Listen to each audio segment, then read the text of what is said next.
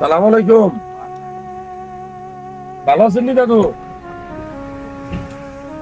কি করেন আপনি?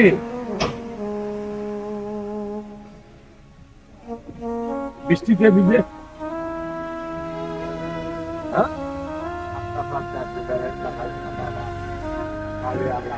বাড়ি কোথায় আপনার? ফরিদগঞ্জেই? চাঁদপুর? আপনার ছেলে মেয়ে নাই? সে কই?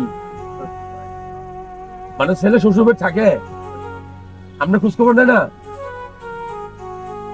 এটা কতক্ষণ থাকবেন? প্রত্যেকদিনই থাকেন? আজকে বৃষ্টি হয়েছে তো। কত টাকা পান আপনি?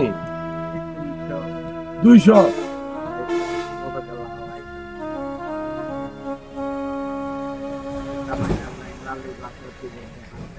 আপনার মেয়ে আছে প্রতিবন্ধী? 200 টাকার জন্য থাকবেন? তা আমি আপনার 200 টাকা দিয়ে দিই, আজকে চলে যান। যাবেন?